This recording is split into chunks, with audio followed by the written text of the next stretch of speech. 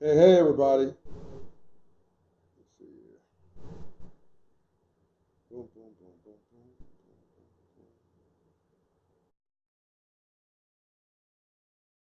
boom, boom. So, uh, I am excited about tonight's broadcast. I am celebrating with everybody Juneteenth, um, and this is going to be a different kind of discussion about Juneteenth. I want you to tell all those that you love to watch this broadcast and this discussion because it's going to be a different kind of conversation as hopefully you come to know from me. Out of respect to former slaves and those who have their freedom, I'm going to take off my hat out of a show of respect and decency for those who came before me. So, for those of you who don't know about Juneteenth, I'm John O'Brien, by the way, founder of Operation Hope. Those of you who don't know about Juneteenth, uh, effectively, it was a delayed announcement of our freedom. Okay, and uh, the the end of slavery came. Well, let me back up. The Emancipation Proclamation was created in September of 1862. It was announced and ratified, or ratified and announced and made real in January of 1863. Uh, and it affected, this is where it gets complicated, it affected all of the slave states in rebellion. So effectively, all the states that were at war with uh, with the Union, all people enslaved in those states were deemed to be free. And I'll do comments post. I'll come back and do my I'll answer all comments after I finish the broadcast. And um, it didn't affect, by the way, it did not affect uh, border states, or four of them that were not in rebellion. It's complicated. Um, and there was three other regions where I forget exactly where they were that didn't affect. Um, but it was really used as a way to hopefully encourage black folks in states that were enslaved and who had an army fighting to keep folks enslaved. It was a desire there to cause those folks to rebel. Okay, and in many cases it worked. It was really brilliant military strategy. It was a step toward freedom, which is what I'm going to salute. I'll salute that part. But this is not what Juneteenth is about. So, uh, 1865, April 9th, uh, General Lee for the Confederates surrendered. And hey, you guys, you set it right over there. And he surrendered, and the war was over. And unfortunately, Abraham Lincoln was killed uh, right after that, which I'm going to get to in a minute because it affects my work at Operation Hope. Yeah, that's fine. I'm just doing a live presentation, so just set it up. And um, it's my dinner. And um, it took so June. So it took 2 years after the Emancipation Proclamation for the word to get to Texas that folks were free. And around June, so this was over in April. Word didn't get to the military in Texas until June that hey, the Confederates have given up. So folks still fighting in effectively the Confederate Army of Texas two 2 months later, and folks were still assuming that they were enslaved.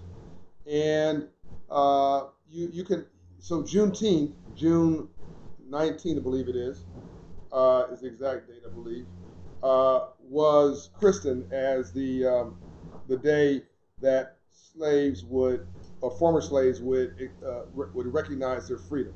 Yeah, June 19th.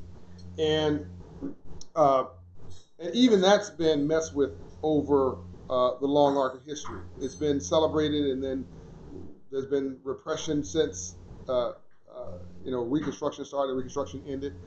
Was repressed, uh, and um, uh, and what you don't know is that the Freedmen's Bank, and this is what gets this is the real point of the real point of my meeting discussion today is the delay, and that we're still being delayed from freedom, and we got to stop delaying ourselves. So the Freedmen's Bank was created. Now, remember the timeline. Remember the timeline. March 1865 was the Freedmen's Bank. January was what we call 40 acres. February was a mule. January, February, 40 acres and a mule. March, the bank. April, the end of the war, and Juneteenth. June was the formal announcement that was the last group of folks who realized that they were free. Why did it take us 2 years to get our freedom and to realize that we were free? And it wasn't our fault, okay? Slavery was certainly not our fault, but we got to stop just dealing with stuff that's just not our fault. What I'm saying is that somehow 40 acres and a mule, somehow people got the memo in 1 month that was land, economic opportunity available. January 1865, 400,000 acres. This is the beautiful part about self-determination and opportunity. Folks heard that land was available. Not great land, by the way. It was along the coast, which is in an area, an agricultural age where you had to make your money off the soil.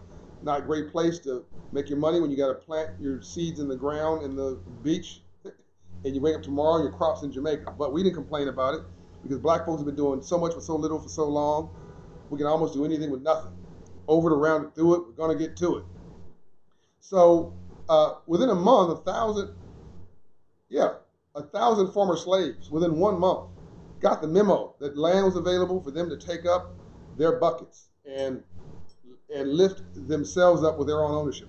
Occupy this land, and within a month they worked so hard. General Sherman, I believe it was, said, "My God, they're so industrious. Give them a mule, 40 acres and a mule." Now it took 1 month to find that land and occupy it. It took 2 years to find our social justice freedom. Now, the Freedmen's Bank. You probably never even heard of that story. Let's fast forward to today, okay? There's something called qualified opportunity zones. They're going to transform inner city neighborhoods. Whether you like it or not, gentrification is coming. I want you to be part of it. When you're being run out of town, get in front of the crowd, be like a parade. I don't want you finding out, by the way, all gentrification means is a movement to middle class values. The reason that's literally what it means in the dictionary. We want black middle class values, Latino middle class values, yes, white middle class values, Asian middle class values, Indian middle class values, but we really want to make sure that black and brown folks are part of this economic uplift because we built this country for free. That's the whole story of slavery. And so let's not just celebrate Juneteenth. Let's live this freedom. Let's now live economic freedom, because if you, in the 21st century, probably the new definition of freedom is self-determination, and you can't self-determine yourself without understanding the language of money and free enterprise, economic opportunity, and ownership.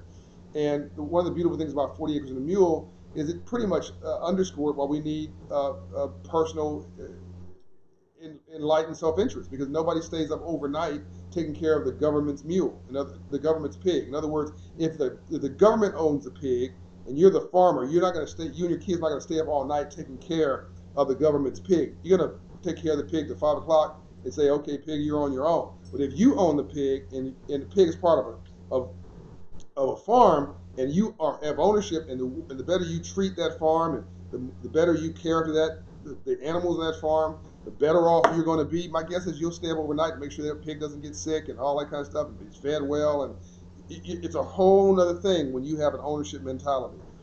No one washes rental cars. I want you to have an ownership mentality about the next iteration of your life.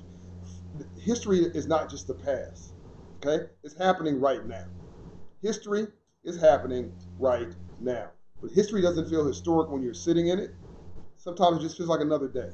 But that doesn't mean that what's going on right now is not historic. Okay? And so I don't want you just to celebrate Juneteenth as a symbol of the past. I want you to get your mind on the debt that people paid to get you and I here, and then figure out what we're going to do to take it to the next level, to break this cycle of poverty and ignorance in our neighborhood and our communities. Give ourselves a software upgrade and start owning the block, as Nipsey Hussle said, and it's also my friend Tip T.I. So we got to start owning the block. We got to start owning, and not only start owning ourselves. We are not victims; we're victors.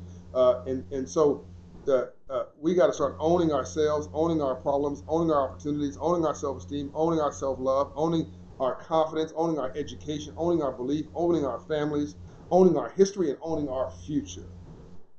Okay, that's why the front mirror of the car, window of the car, is much bigger than the rear view mirror, because you got to be more focused on where you're going than where you came from, right? So I want us to celebrate and give proper respect to Juneteenth and take a moment for all those that came before us and the tragedy and the disgusting things that happened to people for whom the horrors for which cannot be articulated on this broadcast. But you know what I'm talking about.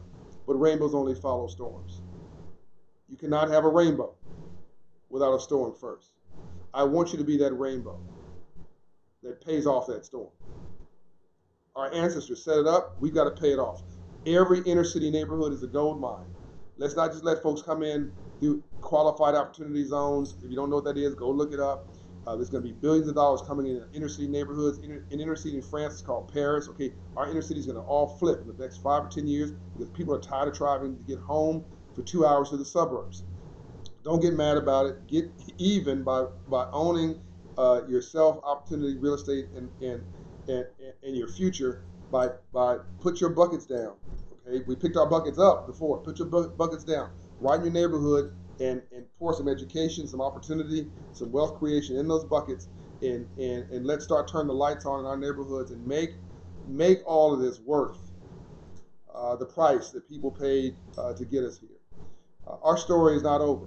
In some ways, I believe our story has just begun. And it's not just civil rights. It's silver rights, too.